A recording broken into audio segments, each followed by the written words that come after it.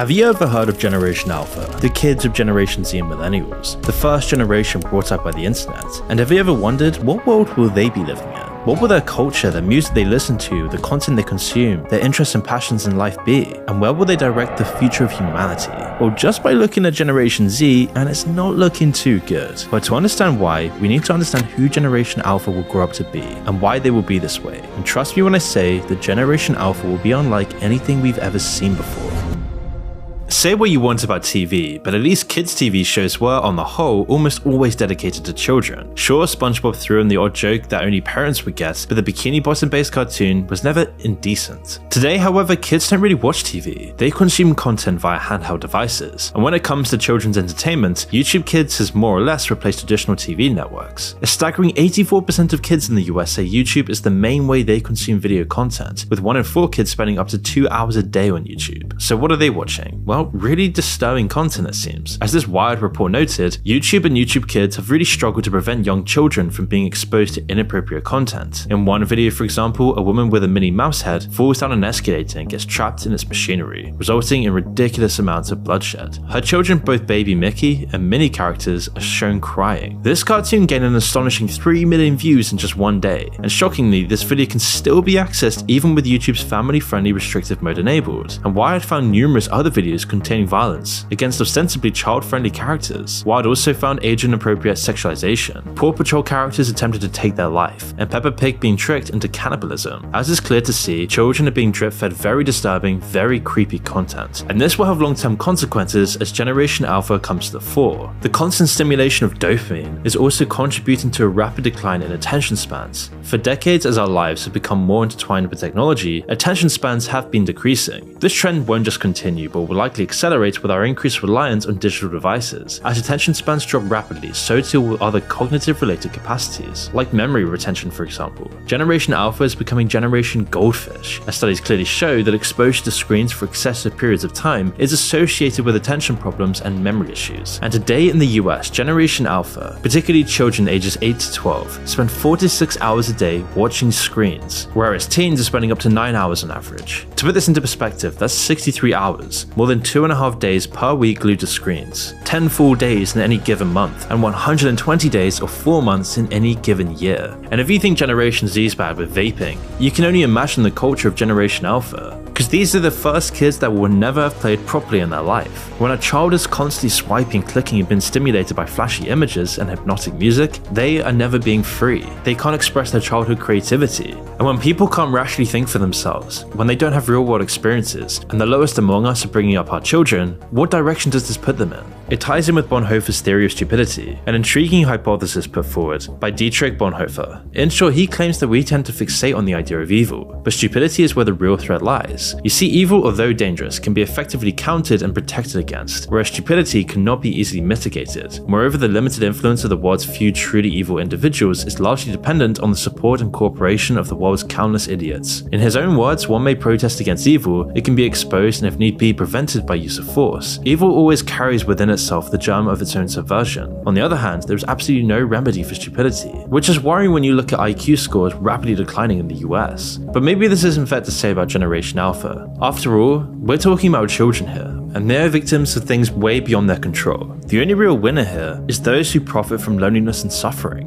Big tech, big pharma, OnlyFans, the people who want a generation of lonely losers, addicted to the virtual world without any connection to the real world. You see, in previous generations, we can see this general transition into these weird unnatural problems that we face today. From boomers back in the 60s to Generation Z today, there has been a growing decline in mental health, prosperity, and happiness. And at least even members of Gen Z knew a world that wasn't solely dominated by the internet, but Generation Alpha doesn't. How could it? We're talking about children who have basically from birth been raised by an iPad in their tiny little hands, with their parents being Reddit, 4chan, Logan Pauls, and Mr. Beast. Their entire persona is crafted by people on screens, and who knows who they're gonna see? And when they're not online, how will they even know who they are if their entire persona is an online persona? This is leading to a huge rise in something we're already seeing today, internet addiction disorder, otherwise known as IAD. IAD is a product of both nature and nurture. As millennials and Gen Z have babies, some newborns may have a genetic predisposition towards tech addiction. Millions of millennials and Gen Zers are obviously addicted to social media today, and this will only be passed on to their kids, but in a much grander way. Because coupled with the fact that many children are now handed an iPad at the age of 1 or 2 to silence them or make them stop crying, and you have a recipe for absolute disaster in the next generation. A completely virtual society with our entire dopamine system rewired. But not only are members of Generation Alpha having their consciousness completely rewired, they're also more likely to have a nihilistic view of the world. Inspired by Nietzsche, Nolan Gertz, the author of Nihilism and Technology, argues rather persuasively that digital advancements are amplifying a state of passive nihilism, where individuals adopt a sense of profound resignation and basically give up on life. In his own words, in everyday usage, nihilism is taken to mean something roughly equivalent to the expression "who cares?" In other words, when we say that someone is a nihilist, we mean that this person is someone who does not care and someone who believes that in general no one else cares either. Which is a worrying prospect, concerning as the world calls on Generation Alpha to sit up and take action, to deal with all the issues coming their way. A potential World War III, homelessness, giant wealth inequality, they'll just respond with a nonchalant shrug of shoulders and an exacerbated sigh. Which also ties in with the concept of anomie, a term coined by the French sociologist Emile Durkheim. This condition is defined by a complete breakdown in societal standards, rendering people aimless, hopeless souls drifting somewhere between despair and docility, anguish and apathy. And to compound matters even further, research is now even showing that higher amounts of social media use predicts higher levels of grandiose narcissism. What a shock. But I shouldn't criticize Generation Alpha. This isn't really their fault. And it would be ignorant to not discuss the parents making Generation Alpha. Because to say that Generation Alpha has had a different upbringing compared to previous generation is an understatement of epic proportions. You see, the parents of today are far softer than the parents of yesteryears. According to this study, when Generation Alpha children were asked who decides which apps they download, what food they eat, what toys they buy, what video games they get, and which clothes they purchase, these children were more likely than average to state they make these choices in collaboration with their parents. That's right, the lunatics are running the asylum.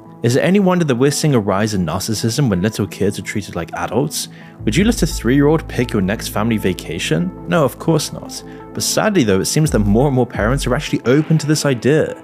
And if parents are more concerned with being friends with their kid, rather than being first and foremost strong, stable role models, then what hope is there for humanity? This type of parenting is known as permissive parenting, and studies clearly show that absolutely nothing good comes from this approach to raising children. Children raised by permissive parents are prone to developing an inflated sense of entitlement, and this sense of entitlement can result in increased anxiety, a greater propensity for engaging in dishonest practices, and an unwillingness to accept constructive criticism. Permissive parenting has also been linked with the development of the aforementioned narcissism in children, due to the fact that they learn that they will receive rewards irrespective of their actions. Consequently, these children are motivated by the pursuit of admiration and validation from others, rather than adhering to moral principles. According to several research studies, children who lack parental control exhibit lower levels of self-regulation, leading to increased aggression and behavioral issues. Additionally, these children tend to form associations with deviant peers and engage in delinquent behavior. Moreover, they face greater challenges in showing respect towards others. When parents are permissive, the child doesn't just pay a price, society also pays a price, an incredibly heavy price, as entitled children become entitled and raging egotistical adults. On the topic of society, unless you happen to live under a rock, we all know that we are becoming more fragmented and far more tribal in nature. It's even getting to the point now where people are actually talking about a civil war in the US. Barbara F. Walter, a political science professor at the University of California, San Diego, and author of the new book, How Civil Wars Start and How to Stop Them, has this chilling warning, saying we are closer to civil war than any of us would like to believe. Polls indicate that somewhere between 43 and 50% of Americans have said civil war feels imminent. This isn't normal, and this is happening because we're less willing than ever to engage with others who hold differing opinions. A core component of a cohesive society is tolerance, a willingness to grapple with ideas that challenge one's conventional beliefs. And by looking at Generation Z, you can just tell this won't be the case with Generation Alpha. In fact, they won't be comfortable with anything that involves removing themselves from their digital chambers.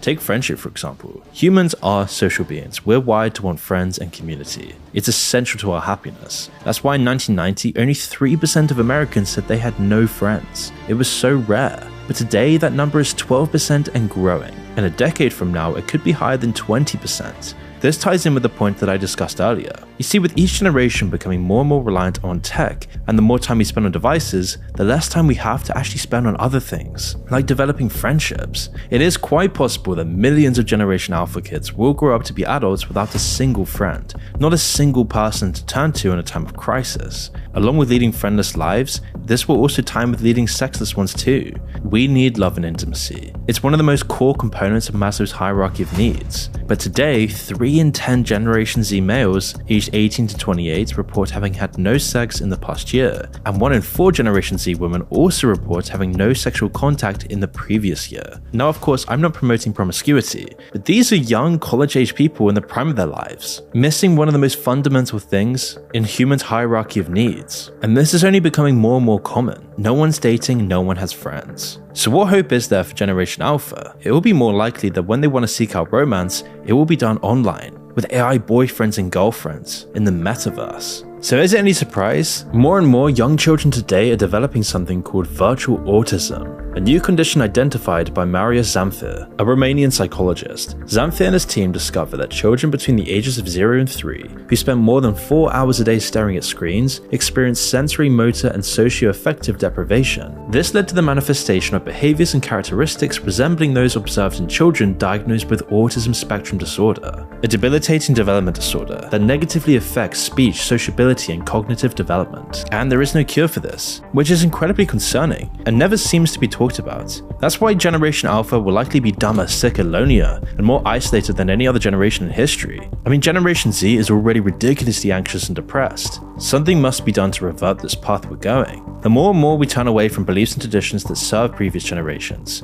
marriage, community, true friendships are just being replaced by artificial versions of this. Real food replaced by highly processed, nutrient-deficient Frankenfoods. Outdoor activities replaced by online ones. Active lifestyles traded for sedentary ones. Real-world romance replaced by OnlyFans and a box of Kleenex tissues. The influence of family members and friends replaced by the influence of influencers. It seems like we're going down the path of Aldous Huxley's Brave New World, in which society is characterized by advanced technology, where people find themselves heavily conditioned and engineered to behave in very specific ways, to passively consume and never question, mindless cogs in a monstrous, merciless machine. The excessive stimulation of our brains is occurring due to the fierce competition amongst ruthless corporations to capture and control our attention, and in the next decade or so, we will see the true consequences of this.